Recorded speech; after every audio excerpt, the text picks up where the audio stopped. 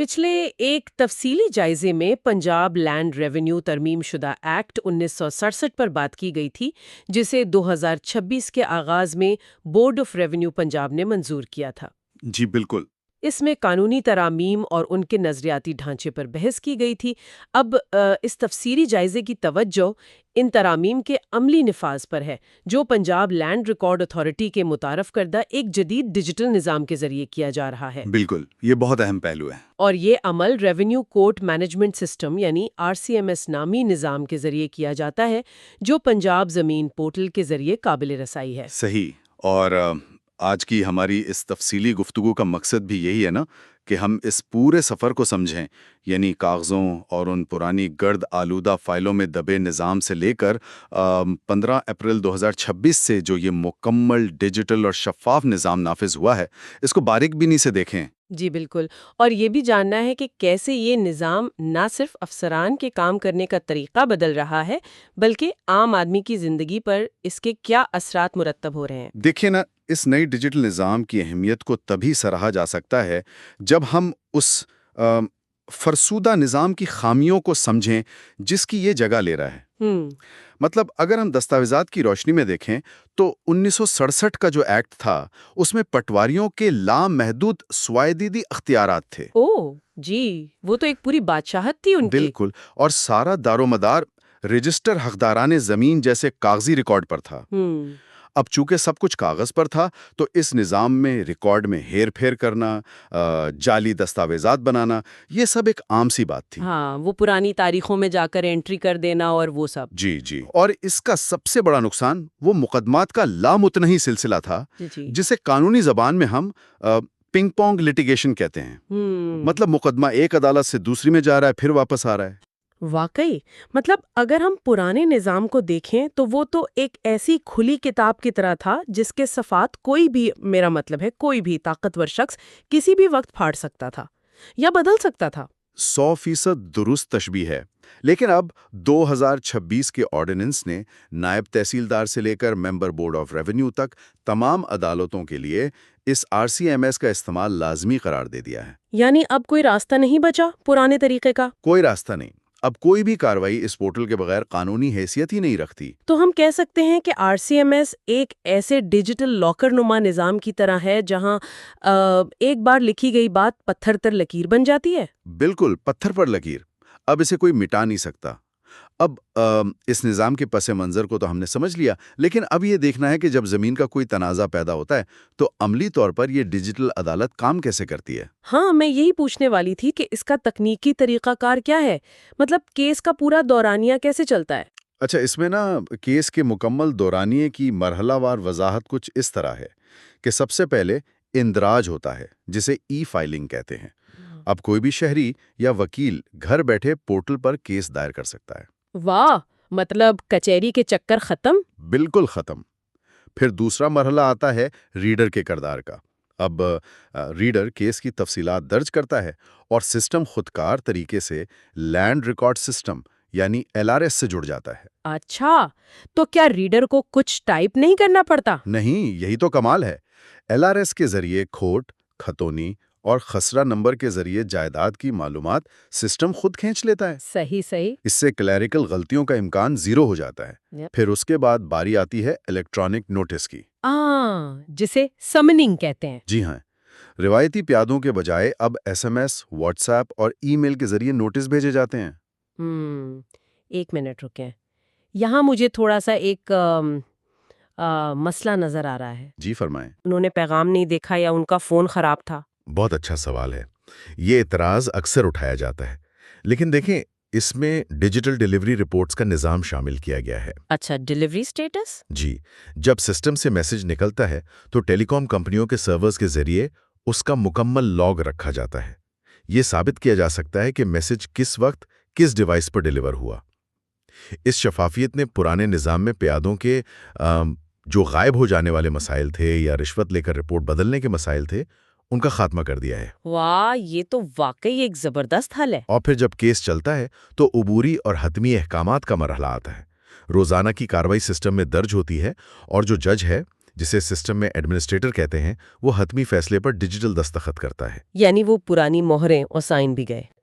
اس کا سب سے اہم اور انقلابی پہلو زیر بحث لاتے ہیں کہ یہ نظام باہر موجود زمین کے اصل ریکارڈ سے کیسے جڑا ہوا ہے، کیونکہ میرے خیال میں اصل مسئلہ تو وہیں ہوتا تھا نا۔ جی، آپ نے بالکل دکھتی رگ پر ہاتھ رکھا ہے۔ پرانے نظام میں اکثر زمینوں پر عدالتی حکم امتناعی یعنی سٹے آرڈر ہونے کے باوجود انہیں بیچ دیا جاتا تھا۔ ہاں، کیونکہ پٹواری اور عدالت کے درمیان تو کوئی رابطہ ہی نہیں ہوتا تھا۔ عدالت سٹے دے دیتی تھی اور پٹواری انتقال کر دیتا تھا۔ بالکل یہی ہوتا تھا، لیکن اب RCMS خودکار طریقے سے لینڈ ریکارڈ سسٹم LRS میں موجود جمع بندی کے خانے میں ریمارکس اپڈیٹ کر دیتا ہے۔ اچھا، خود بخود؟ جی، خود بخود۔ جیسے ہی کیس دائر ہوتا ہے، متعلقہ زمین کے ریکارڈ پر باقاعدہ زیر التبا یا انڈر لٹیگیشن کا ٹیگ لگ جاتا ہے۔ تو میں اسے اس طرح سمجھوں کہ جیسے جائیداد کے گرد ایک غیر مرئی ڈیجیٹل دیوار کھڑی کر دی گئی ہو۔ بہت خوبصورت تشبیہ ہے۔ بالکل ایک ڈیجیٹل پہرا لگ جاتا ہے اور کوئی اسے بیچ یا منتقل نہیں کر سکتا جب تک کہ تنازع حل نہ ہو جائے۔ یہ تو ایک عام آدمی کے لیے بہت بڑا ریلیف ہے، جو ساری زندگی کی جمع پونجی لگا کر متنازع زمین خرید لیتا تھا اور پھر رلتا رہتا تھا۔ جی، اور بات صرف یہیں تک نہیں ہے۔ جب حتمی فیصلہ ہو جاتا ہے تو اس کے بعد انتقال اراضی یعنی میوٹیشن کا عمل بھی خودکار طریقے سے مکمل ہوتا ہے۔ فیصلے کی کاپی لے کر پٹواری کی منتیں نہیں کرنی پڑتی۔ کمال ہے۔ اچھا، اب ان تکنیکی پہلوؤں کے بعد ذرا اس قانون کی بات کرتے ہیں جس نے اس ٹیکنالوجی کو اتنی طاقت بخشی ہے اور افسران کو جواب دہ بنایا ہے، کیونکہ ٹیکنالوجی تو قانون کے بغیر کچھ نہیں کر سکتی۔ 100% درست۔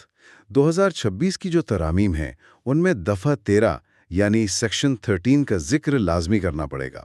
اس نے پورا نقشہ ہی بدل دیا ہے۔ اچھا، وہ کیسے؟ اس نے اپیلیٹ اتھارٹیز کے ریمانڈ کے اختیارات کو محدود کر کے صرف بورڈ آف ریونیو تک محدود کر دیا ہے۔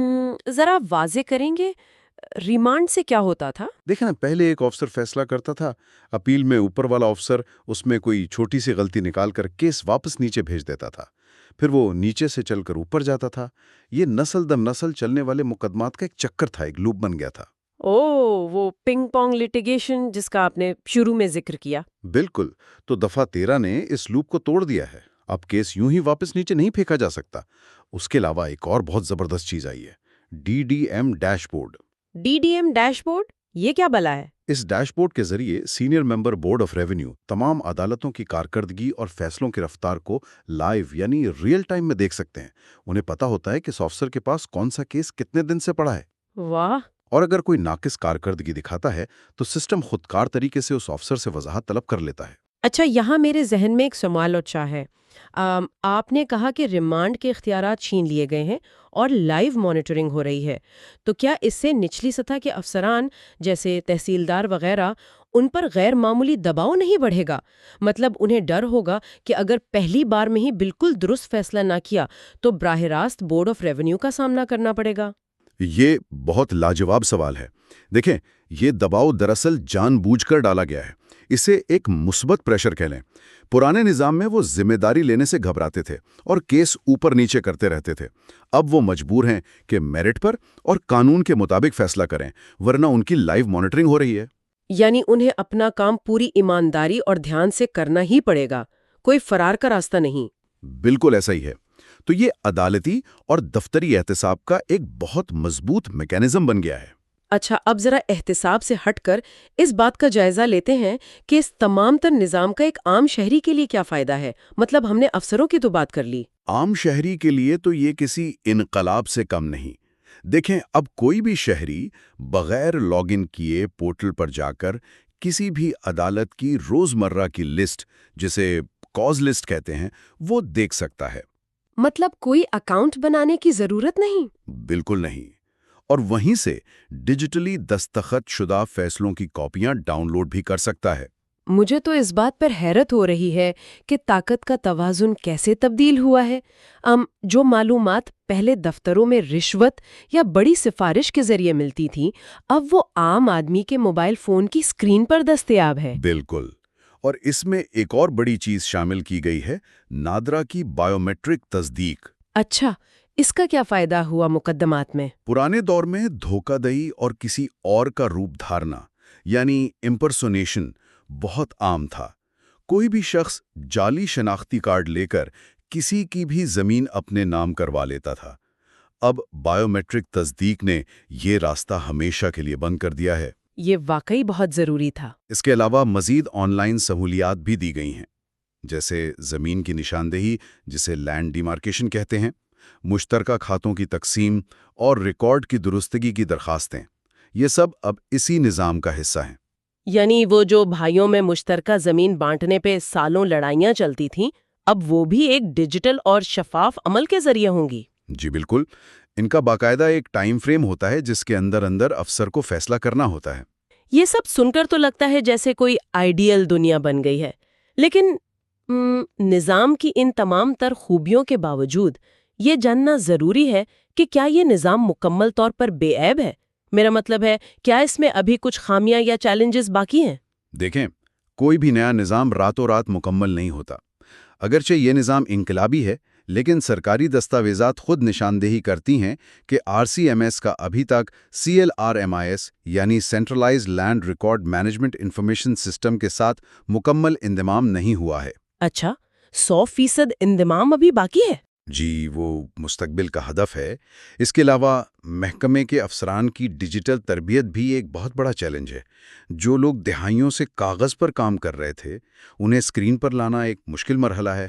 بالکل، اور یہاں میرا ایک بڑا تنقیدی سوال بھی ہے۔ ٹیکنالوجی اپنی جگہ بہترین ہے، ہم مانتے ہیں، لیکن پنجاب کے ان کسانوں کا کیا ہوگا جنہیں اسمارٹ فون کا استعمال نہیں آتا، یا جہاں دیہی اور دور دراز علاقوں میں انٹرنیٹ کی دستیابی ہی ایک خواب ہے؟ کیا یہ نیا ڈیجیٹل نظام ان لوگوں کے لیے انصاف کو آسان بنانے کے بجائے مزید پیچیدہ تو نہیں بنا دے گا؟ یہ ایک بہت حقیقی اور سنجیدہ تشویش ہے، اور یہی وجہ ہے کہ حکومت نے اراضی ریکارڈ سینٹرز کو مکمل طور پر ختم نہیں کیا۔ جو لوگ خود پورٹل استعمال نہیں کر سکتے، وہ ان سینٹرز پر جا کر عملے کی مدد لے سکتے ہیں۔